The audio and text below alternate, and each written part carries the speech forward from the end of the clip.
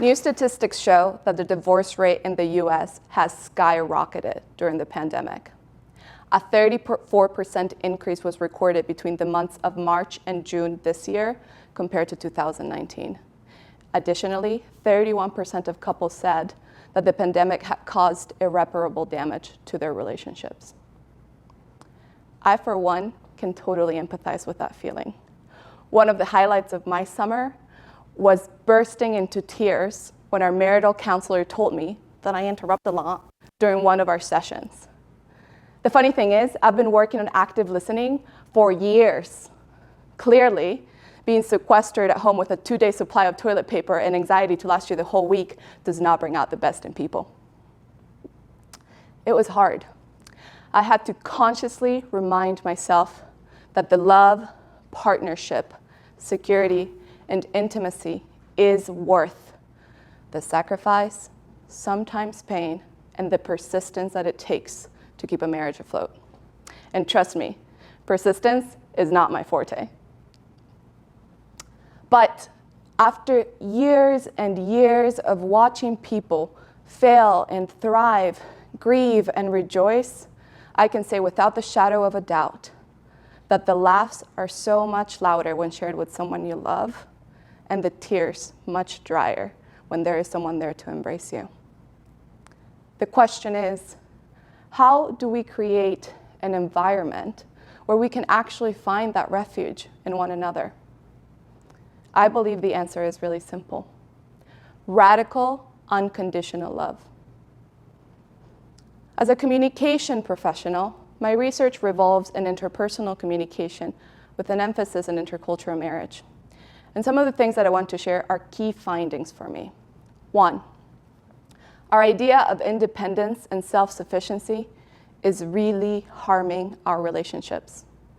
We urgently need to admit to ourselves and to our spouses that we need each other.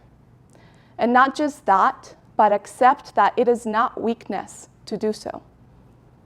American culture encourages very actively independence and self-reliance because it's an individualistic country. But valuing these traits too much can bring a lot of toxicity into a relationship. I believe that we have created expectations for ourselves based on these expectations from an individualistic mentality that block vulnerability and place disconnect where intimacy should be. Some studies show that over 50% of couples who are going through a divorce cite growing apart and not being able to talk to their partner as reasons for their divorce. But how do you grow apart? How do you become unable to talk to each other? The answer is found in our everyday interactions. Communication is cumulative. Take, for example, those things that you can't stand about your spouse because they should know better by now. So you give them feedback, aka criticism, and to try to make them change. How is that working for you? It certainly was not working for me. That criticism does not instigate change. What it does is it creates resistance. Because people feel like they need to defend themselves to maintain their self-worth. Inevitably, that leads to distance, hence the growing apart, and resentment, hence the not being able to talk to each other. But if instead we understood that our partners need us to love them, support them, and affirm them, then we would have the opportunity to internalize that as a way of interacting with our partners. Because communication is really powerful, and words mean things. Words are the driver behind who we are, how we act, and what we do. Self-efficacy, for instance, it's a belief in our own capability of achieving things. And that belief is derived from our social experiences, our past experiences, and our environments. Guess who is that to your spouse? We are. We are the most direct social environment our spouse has, and we are part of their past experiences. We have the power and the influence not only to change who they think they are, but also to change what they think they can achieve. Which is why we have to be so intentional about creating an environment where people feel safe, understood, and valuable. By being mutually responsive and sensitive to each other's needs, you create trust and intimacy. And that's what creates change. This was a revolutionary finding for my own marriage.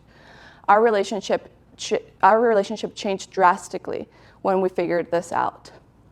Humanizing my partner and myself gave us both the ability to understand that we are both flawed individuals who need validation in order to thrive. This compassion led us to a team mentality that allowed us to really, really emerge as a couple. Which brings me to my second point. Two are better than one, but not any two. Anyone who's married knows this. You have to be fighting for the same things. You are not fighting against each other. This isn't a competition against yourselves. It is a competition against the odds. And trust me, the odds will come.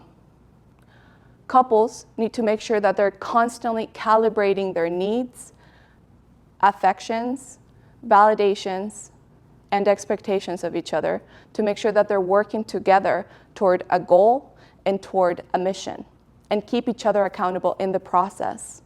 This is important because research shows that while marriage can increase your health, your wealth, your longevity, and even your overall quality of life, a bad relationship is worse than no relationship at all. Which brings me to my third point. People constantly ask me, where is the line between complacency in a relationship and accepting somebody for who they are in order to love them? And the answer is actually pretty simple. You get to draw that line. This is your love story. Human rights and violations aside, love is complex, it is cultural, it is contextual, love is very personal. And no one has the ability to define the needs of your marriage outside of your spouse and yourself. This is important because when we live in a time where everything is so hectic, where things feel overwhelming, and where something has to give, I hope that the thing to go is not your marriage. Because it is the unity in that marriage that can help you thrive and overcome the problems that are coming your way. Lastly, I want to leave you with this. My husband's grandfather once told me, "You two alone were two hills, but together you're a mountain." I hope that you can find the love, partnership, security, and intimacy it takes to make a mountain out of your marriage. Thank you.